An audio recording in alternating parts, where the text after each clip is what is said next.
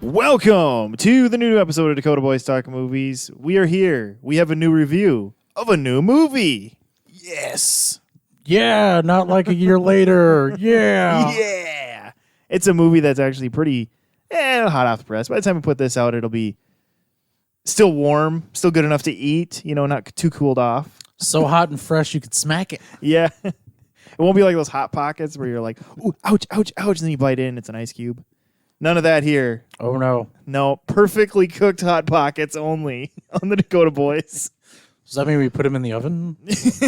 I was once told that's the best way to cook them, but I was like, that's heresy. I've heard that too, and it just feels un-American.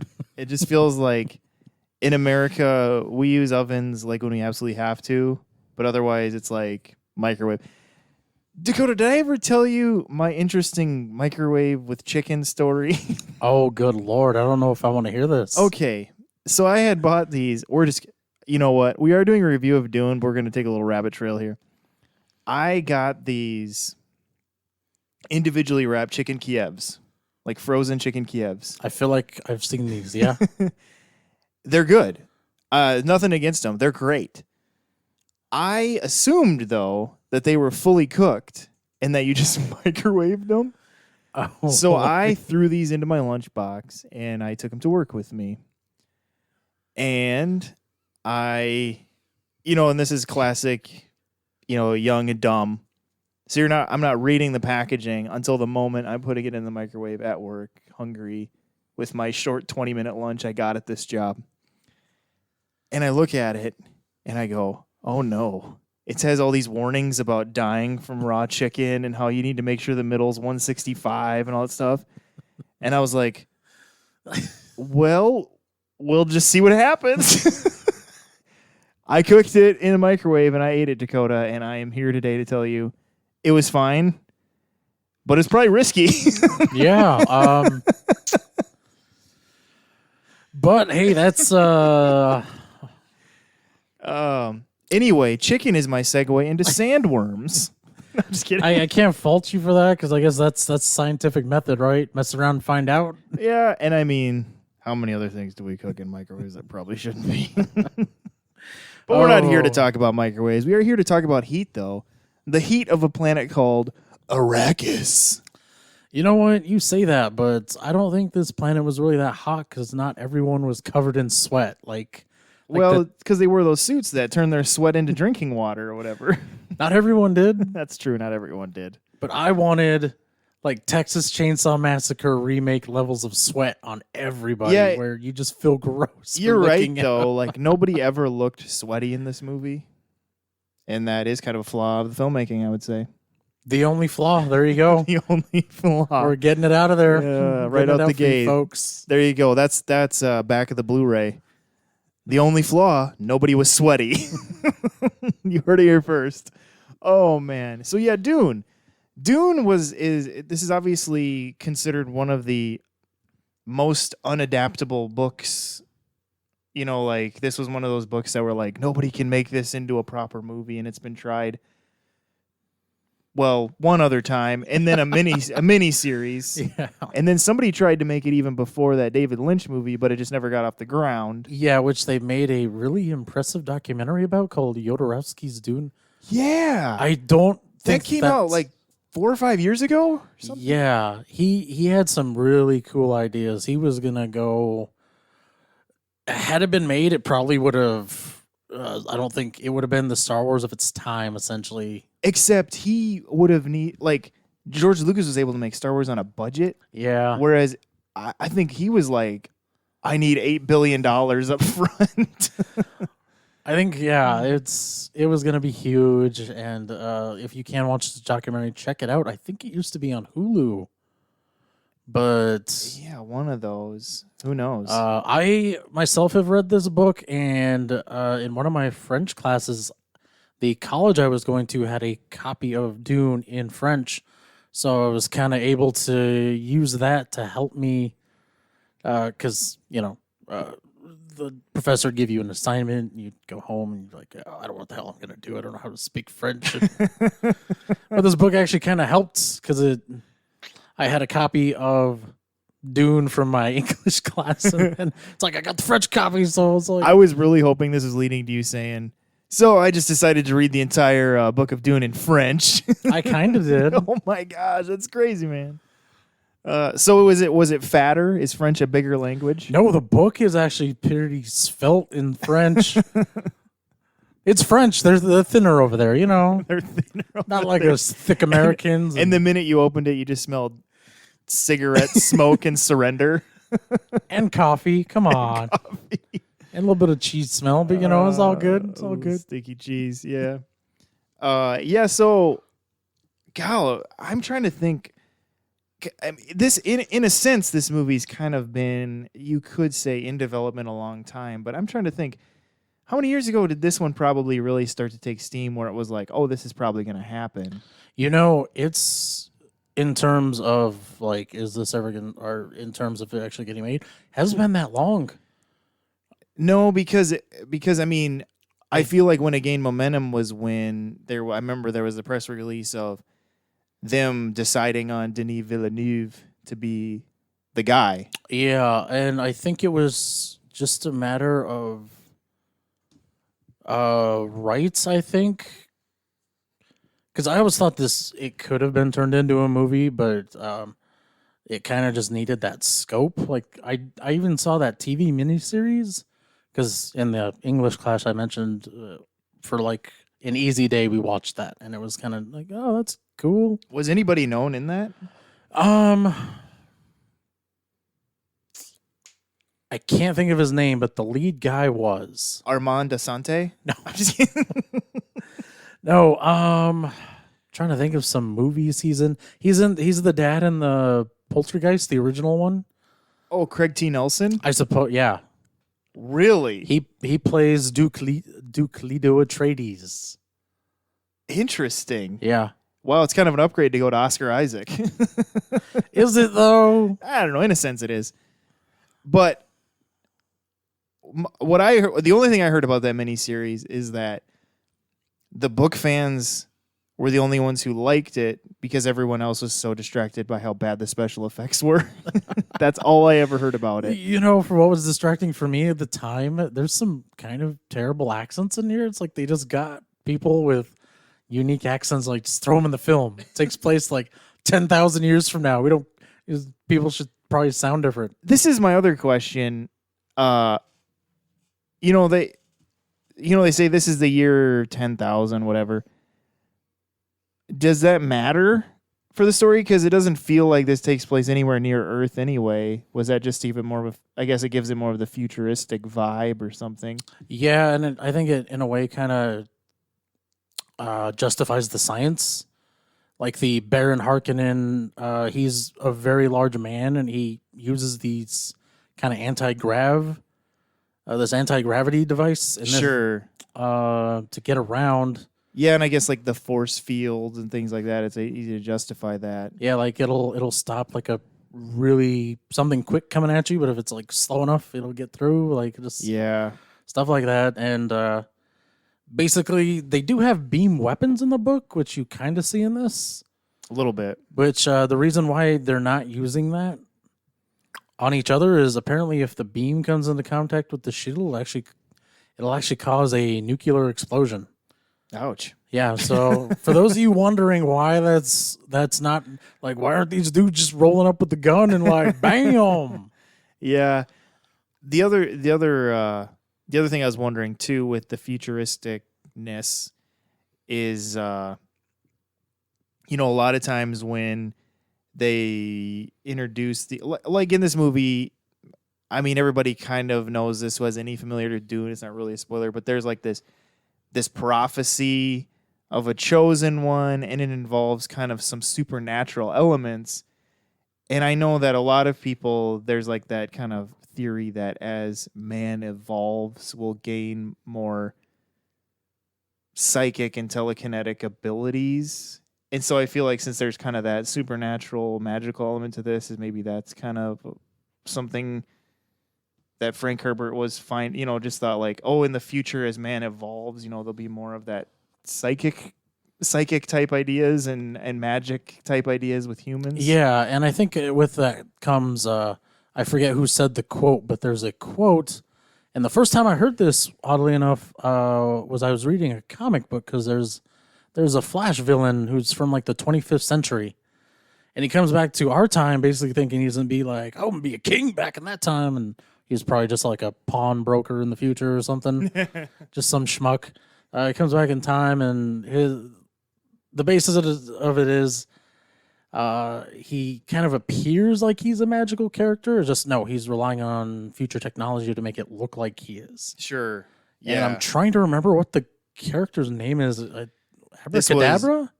This was a Flash villain? Yeah, I think it was Abracadabra.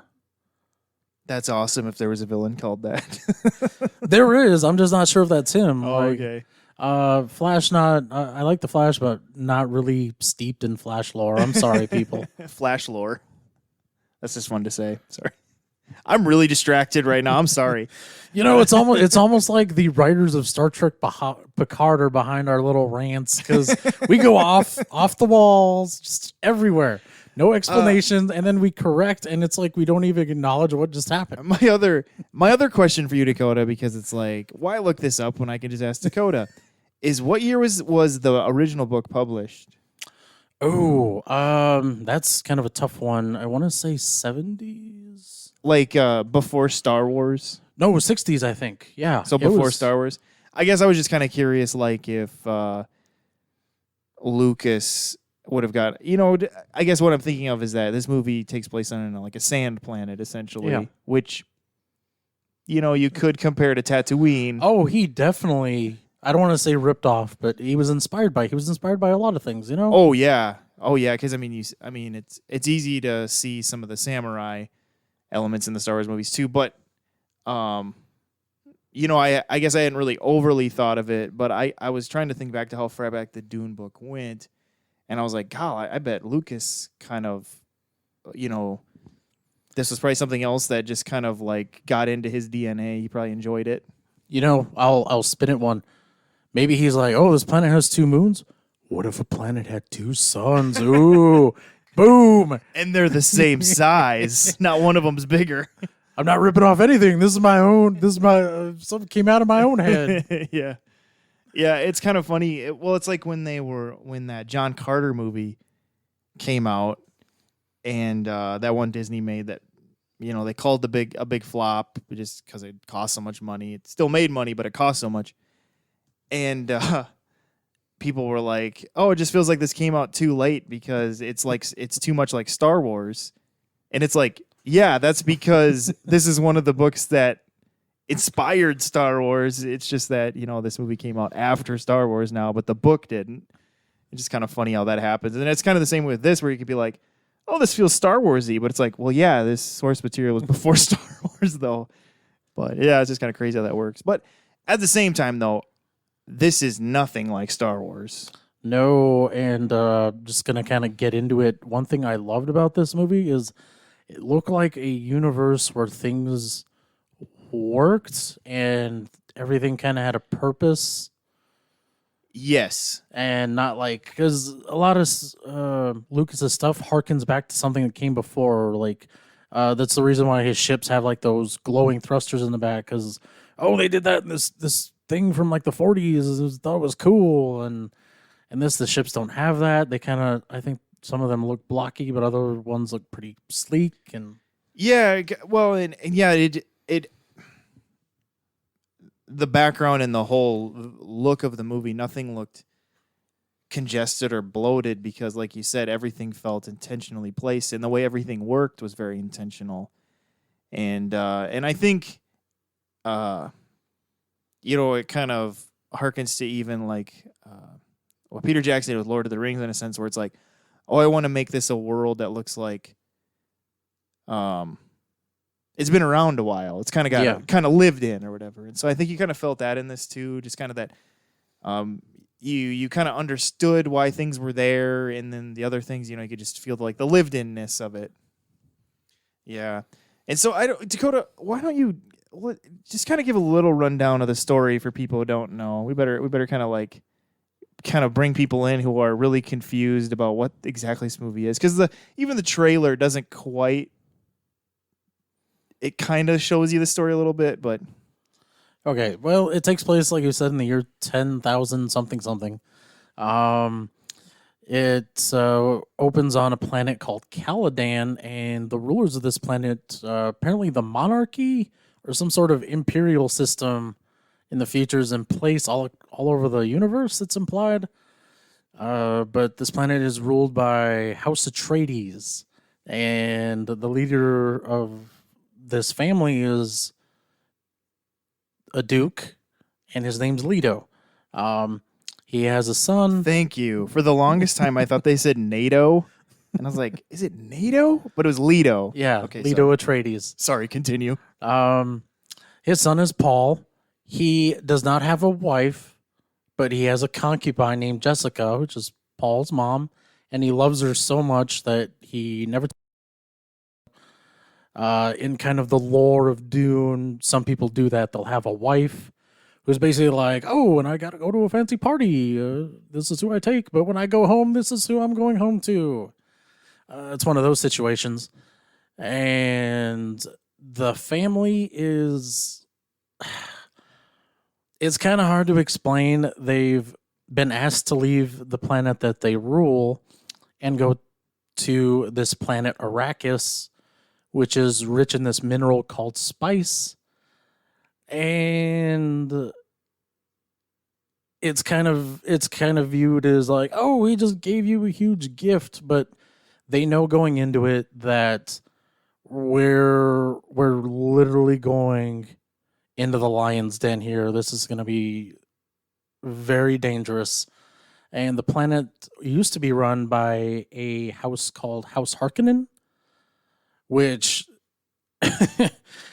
is just this is like a house that's just kind of full of all the negative aspects of humanity. The leader of the house is just obscenely large. He just gorges himself. He can't even use his own legs. His nephew, who is essentially his heir, is just essentially a brutal barbarian. He's played in this movie by Dave Bautista, and I thought that was odd. Because, you know, we got a really nuanced performance out of him in Blade Runner 2049, which was really well done. Everyone's like, well, why can't we just get a movie with this guy? But no, in this, he's basically just like a violent, brutal monster. And they're a little upset that, you know, they lost control of this planet, which in future money they were just hand over fist raking in because they were just taking the spice out of the planet.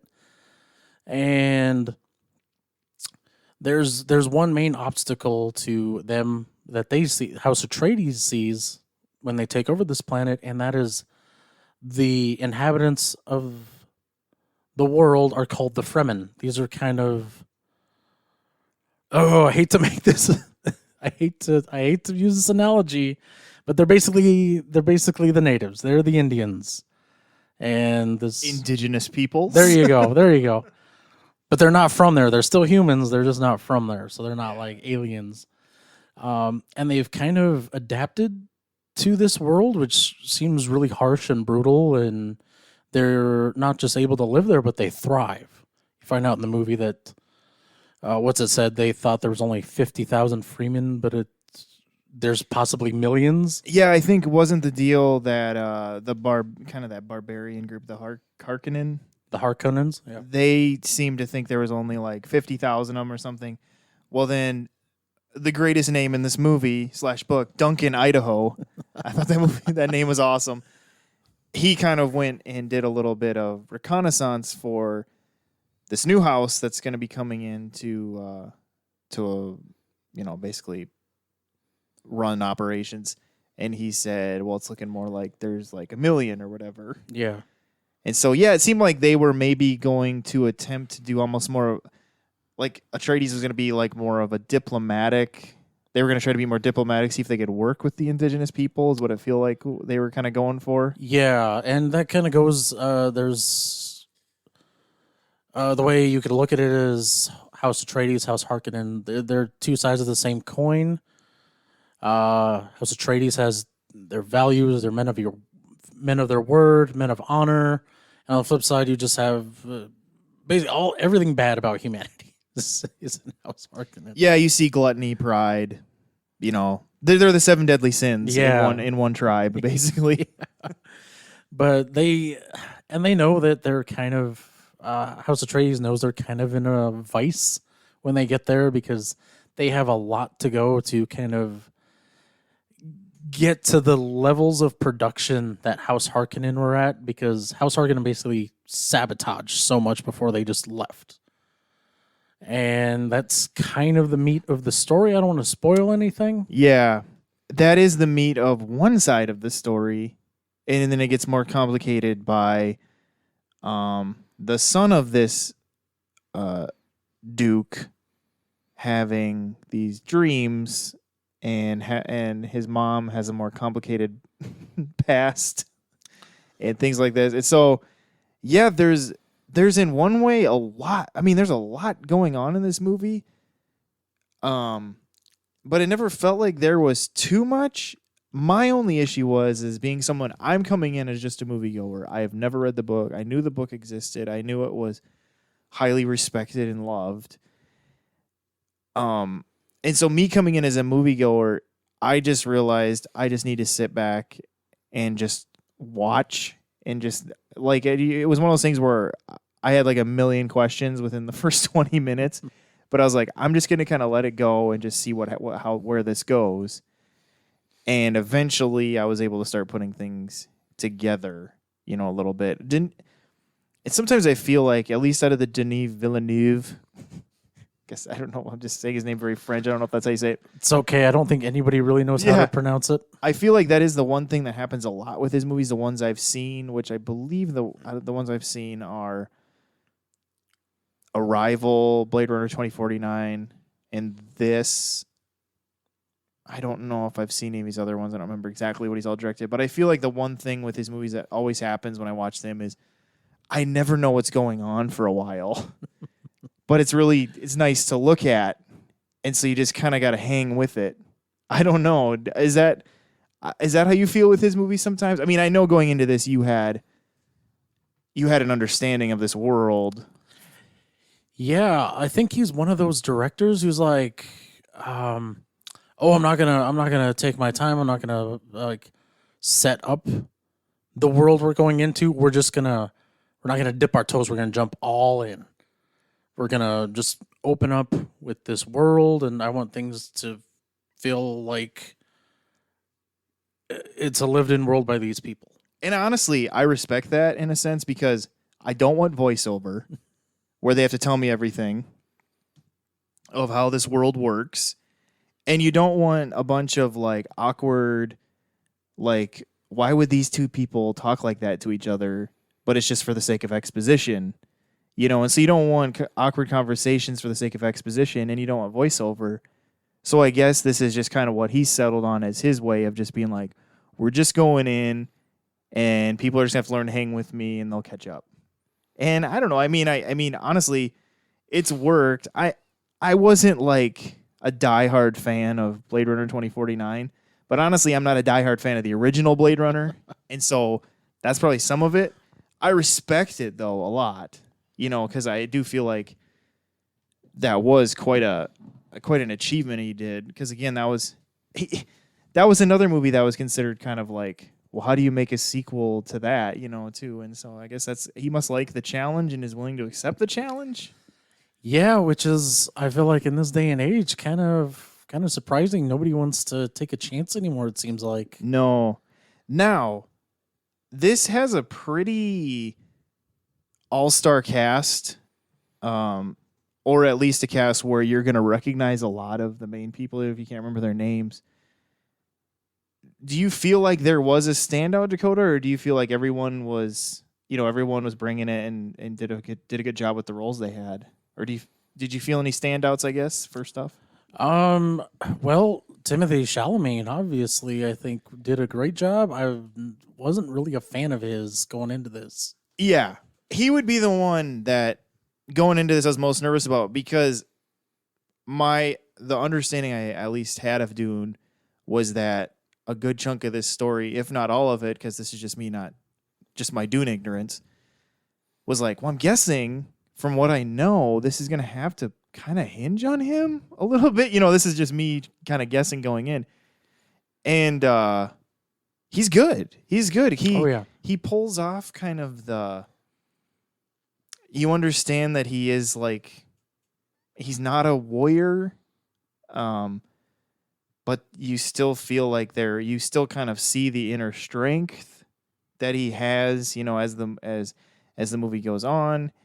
And then the other thing I was worried about with him is like all the previews and promotional materials make it seem like he's playing like some sort of emo punk, like some goth kid or something. Yeah. And thankfully, it isn't really that way as much as it seems. It's just kind of like when the movie opens, he's just kind of basically tired because he's not sleeping well, and he kind of has this whole complicated life going on. And so I just feel like that was just the circumstances of how you're introduced to him. How do you, I don't know, like, I guess I felt like everyone in the roles they had, whether big or small, that none of them took me out of the movie. No, everyone I felt did a really good job here. It was nice seeing Josh Brolin and Jason Momoa in the roles they had. I feel like they actually gotta have fun, even though they're not like, oh, those were like the coolest characters of all time. But no, they did such a great job, and I really felt like they gave their characters personality. Yeah, I would say out of all of the roles in this movie, those two were kind of the heart and soul, just because it seemed like they were two that maybe weren't like the main characters of the moving plot, but they in a lot of ways were kind of like the heart in a lot of the scenes, especially when they're involved. And so yeah, and it was just kind of, it was interesting to see Jason Momoa do something different, because I feel like most of what I've seen him do is Aquaman stuff.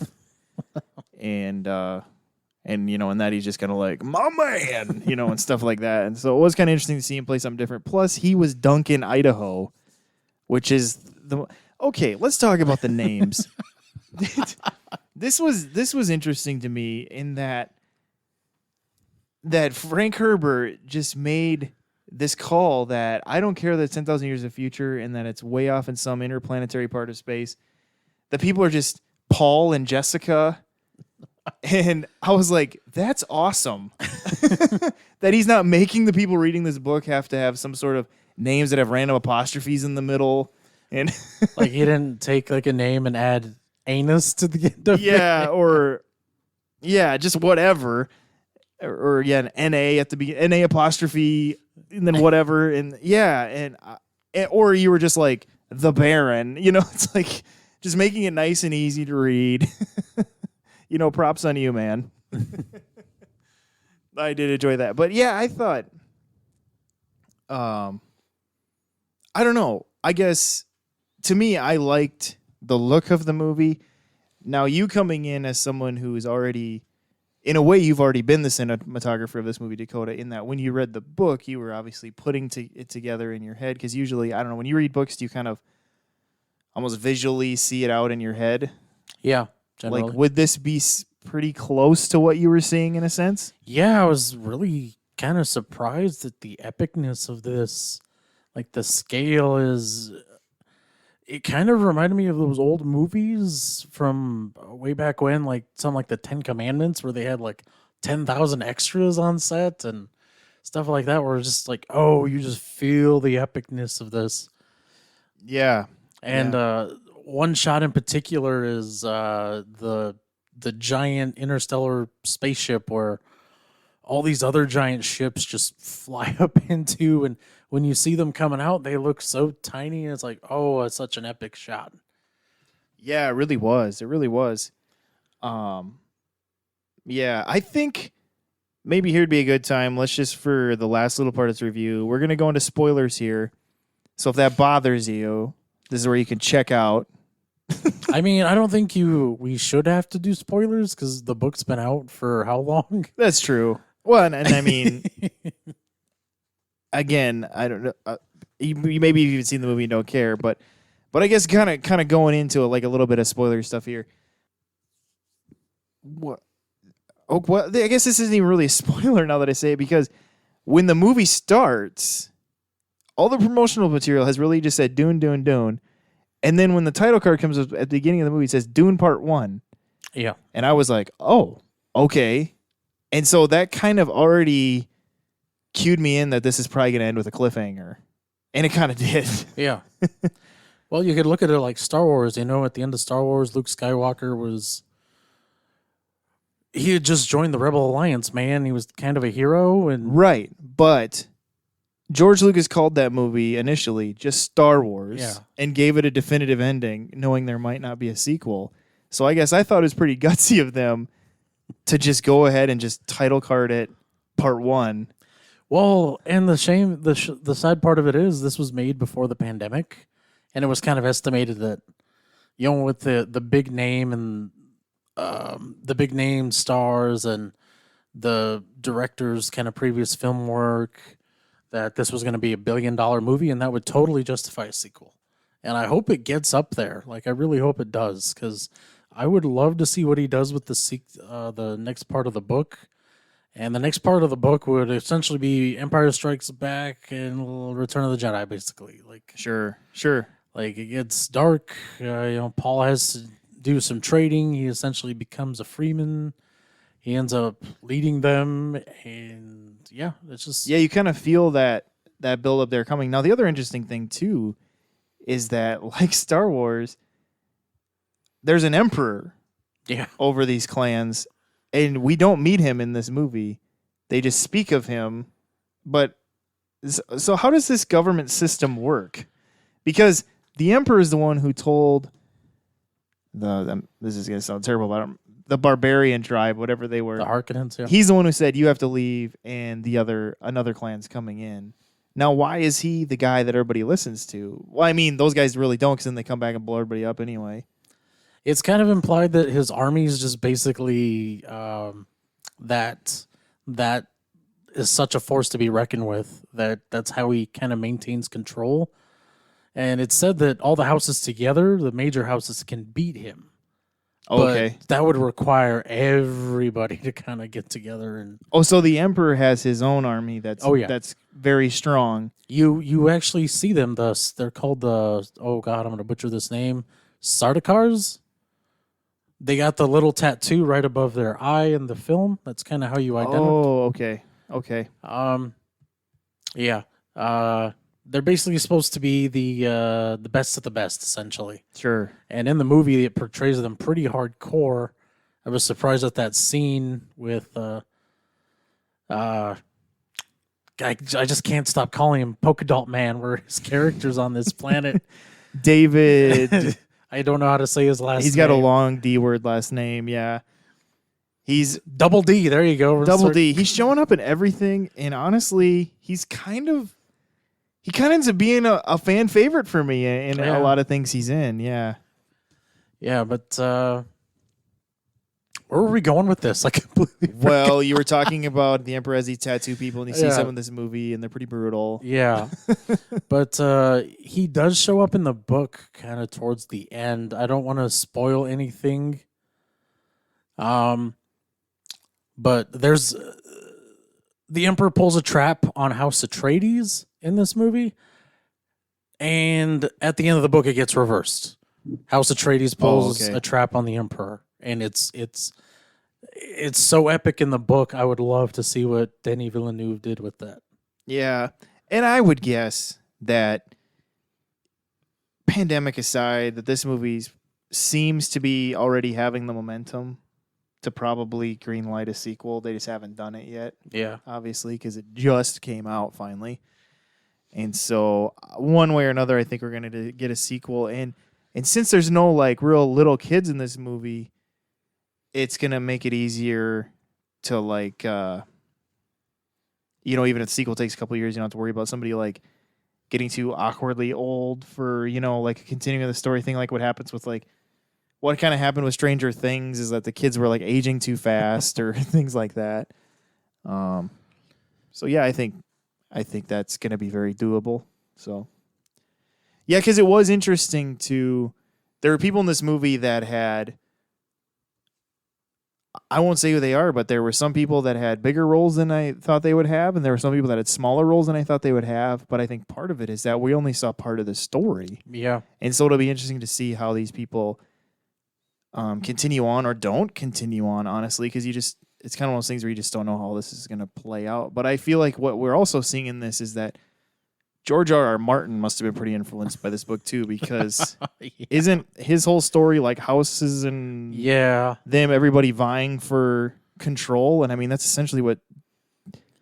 Did he rip off Dune? Oh, well, he also says he has inspirations, and he quotes Marvel comic books a lot, but it's like, I don't think I've read anything that really had a Marvel comic book influence on it. No, it feels like just what I know about it. Is I would say now that I've seen Dune, I'd say George R. R. Martin seems like he's mostly ripped off Dune and Lord of the Rings. Yeah, he's a huge Tolkien fan, even though he's, I don't know, he's like, I'm not like a fantasy person. He didn't even want dragons in Game of Thrones, I guess. But someone's like, put the dragons in there. The story would be so much better with dragons. Why would you have one house be like a dragon house if you're not? Well, it's like the Kraken. Like, does it exist? I mean, if it's, I'm sure it did in parts of the Caribbean. I'm sure a giant octopus has existed at one point in time. So that's technically not. Well, giant squids we know existed. Yeah. But like, what do you consider a giant squid? Like a kraken. Like direwolves were a thing. I mean, once upon a time, which apparently they're trying to bring back. I think everything's existed. I think there could have been just a giant hairy man, and everybody thought he was a Sasquatch. So, oh man, but yeah. So let's kind of pull everything we get. Let's kind of funnel it down here. Dakota, where are you putting this here? Like how you feeling? What's your kind of summation of everything here? I guess this is kind of a hallmark of every Denis Villeneuve movie now, but love the cinematography. The score to this movie was just it's so nuanced and subtle. It's really enjoyable. Can't think of a single weak acting performance in here. And my one question is, how long was this movie? Do you remember? I think when I looked it up, it was for sure 2 hours 30. Okay. It might have been a squeak over that even. Okay. Even at that long time, it didn't bother me at all. And that's why I said, like, that was the one low point. Nobody was covered in sweat in this whole movie. It takes place on a desert planet. Or it's so hot you can't even come outside at noon. Yeah, they kept building up like needing these water suits to stay cool and saving every bit of moisture, to re-drink and rehydrate with. And it was kind of funny that there wasn't more sweat. But yeah, I keep trying to think of what was the flaw in this movie. And I'm not saying it's a perfect film. Not like, this is the new Godfather 2, people. No, I'm not saying that. It's just very enjoyable film. I can't think of any negatives I want to comment on. I mean, for me, I pretty much echo a lot of what you said. I mean, it was the look of it is fantastic. Yeah, and the way the score was used or brought low key or built to be epic was great. And I don't know. Yeah, and it felt like even though this is kind of this grand story, you could, like I said, once I just kind of sat back and just kind of let myself go along with the movie, that there is a thread. You see the thread going through of the story, and so it wasn't as overly muddled as I initially was worried. Because when the movie first started, I'm like, oh no, I already feel like I'm lost. But then all of a sudden, I was seeing the thread, and then I'm like, okay, here we go. I kind of get it. My biggest thing is that I do feel like this is a very specific audience movie, and I don't say that to scare anybody off necessarily, but this is true sci-fi fantasy. Yeah. And so, I mean, It's kind of surprising they were willing to bring this story to the big screen because this is what the true hardcore nerds back in the day read. Like, Yeah. Well, and I guess what I mean by that is that the one flaw I can think of is that there wasn't really any character I overly was emotionally attached to, and maybe that is a little bit of a flaw because in a way that kind of made me kind of be like, was there anyone I really cared if they lived or died? I don't know, not in a way, but I also feel like we're just seeing this first chunk of the story, and it took a lot of this movie for me to really start being drawn into some of the characters. And so that's made that kind of unique. That was really unique in that this movie was very much about the world. And then as the movie progressed, it got more about the characters. yeah. And so that was kind of hard for me to initially digest, which is why I say this movie is true sci-fi fantasy. It's different than Lord of the Rings. Like when you watch those movies, you're very much, you fall in love with these lovable hobbits pretty quick and stuff. Whereas this one, you kind of got to be ready just to go into this big new world and be okay with that. And so that's just like a very minor disclaimer. I think anybody going to this movie is probably pretty aware of what they're getting into if they're choosing to go to it. Yeah. So I guess that being said, I almost want to say like maybe we would benefit from like a second viewing. I think yeah. Yeah. Well, and that's what I'm thinking. This is on HBO Max right now also, and I am thinking like for sure, like I feel like the first half I almost feel like I would like to see again, just to like, man, because I feel like once certain things were going, I was like, what?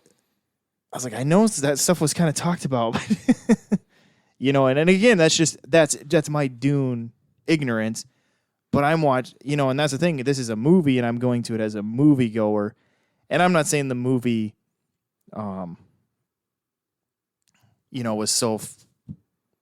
was only for book people, but like we said, he very much just jumps straight into this world. But I think as the movie goes, it ends up being to the movie's benefit, honestly. And probably as we go forward, because then later it won't get so once everybody's more familiar with this movie, it won't get so maligned for dumb exposition and voiceovers because it doesn't have it. So it'll probably be to its benefit. So Dakota, on a scale of 1 to 5 sandworms. Wait. 5 sandworms being the best? 5 sandworms being the best. Oh, or boy. whatever their fancy native name is. Shalud. I was close. 1 to 5, 5 being best. How many sandworms do you give it? You know what? I will give it. You know what? I'm going 4. 4? Okay. I'm going 4. This is a first viewing rating. I'm going 3.5. And it's just because there's still a few things that I'm trying to put together. I honestly feel like you might be where I was at with the original Blade Runner. It took me a couple viewings to like truly appreciate everything. It could be. Yeah. Because, it is a big world. Yeah. But, it's just, there was so much here that I really, really enjoyed. This movie is a feast for the eyes, I think. Yeah, it really is. And it's not like, and I don't, it was, and like Dakota said, it's big and it's epic, but it never really felt like a slog. No.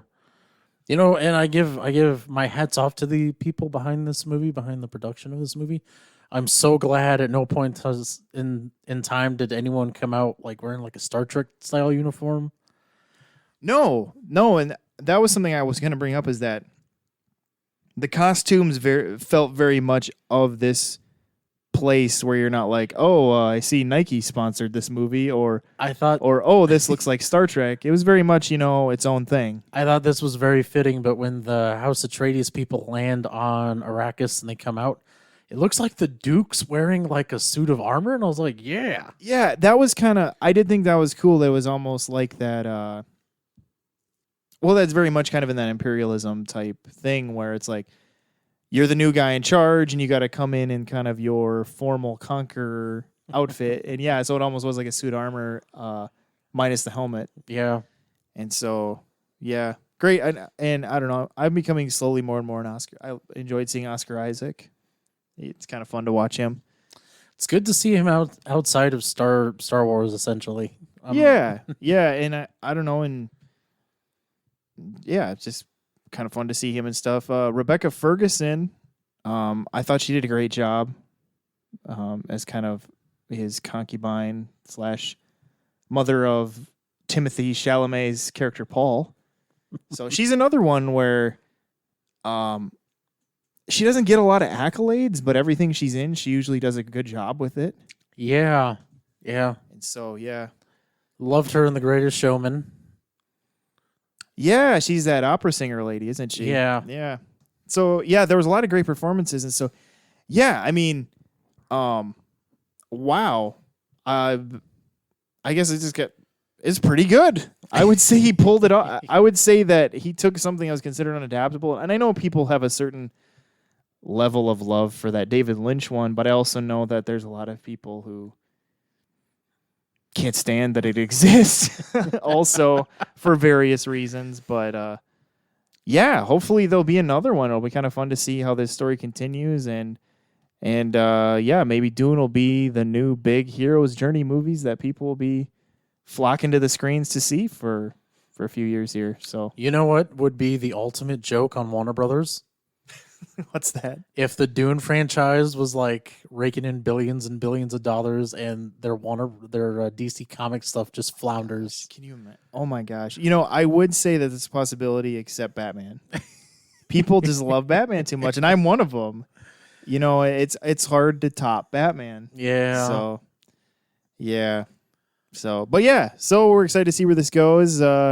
We gave it, in that 3.5 to 4 sandworms area out of 5. Very solid movie. Yeah, really solid. I went in just totally like not knowing what to expect except what I saw in the trailer, and was like, wow, this is kind of interesting. I didn't know really much of this world, so yeah, good times. So yeah, it was fun to bring a new movie to you again, and so thank you for listening, and you can find us on YouTube and Facebook. In those places, give us recommendations, give us ratings, all that good stuff. I just want to say one thing before we end this. Yeah. If people didn't like this movie, tell us what you didn't like about it, because I'm always interested to hear that side of the story, especially when it's a movie I really like. Yeah, it is it is interesting because maybe there is some big flaw we missed, or just what kind of stuck out to you as something that really just drug it down for you, whether it was like even something as simple as we didn't feel the runtime, maybe you did. I don't know. So yeah, we'd love to hear that too. And of course, like I said, you can just do that in the comments on any of the places you find us or listen to us. So thanks for listening to this episode. This is Steven. This is Dakota. We'll catch you next time.